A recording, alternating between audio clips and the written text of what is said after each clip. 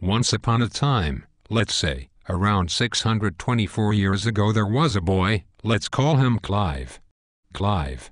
Insert Anglo-Saxon name here. Clive came from a very wealthy family, the kind of wealth that makes you want to puke in your mouth. One day Clive's parents told him he needed to go to church and help out around the house.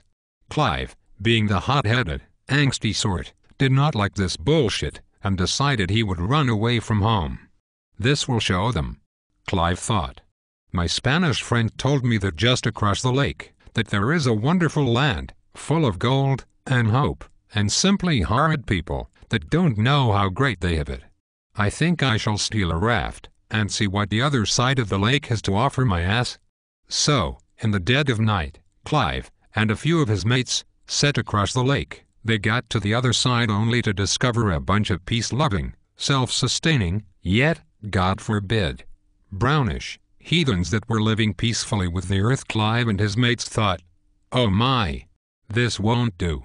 Let's shoot them, burn their tents and their wooden cabins down. Bloody buggers. Have they not heard of bricks? The natives were like, yo, dude, we just wanna teach you to grow some corn and smoke some weed, bro. To which Clive replied, bollocks. I shall give you a horrible flu. Then winter hit, and Clive and his mates grew faint and ill, and froze said bollocks off.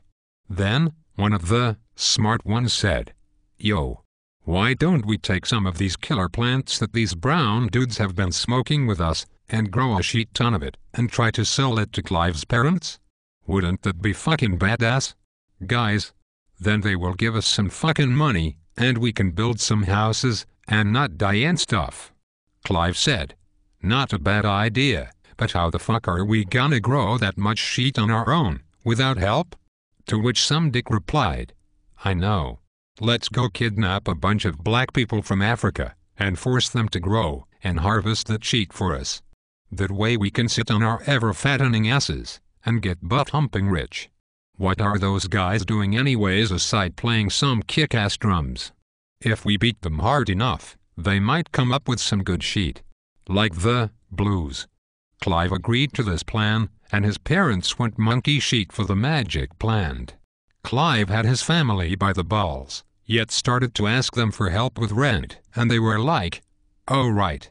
That's lovely. Say, here's some tea. Clive was like, nah. Fuck that, I'm gonna pitch it in the pool. And yada yada. Then, there was a bunch of pointless fighting. Which Clive won? Probably because his parents were like, whatever. Let us just let the little fucker get us rich. While we're at it, let us allow all of our kids to get buck wild. So Clive was like, yo, I win. I am having a fucking kegger in my backyard, and everyone's invited. And the party was epic, y'all.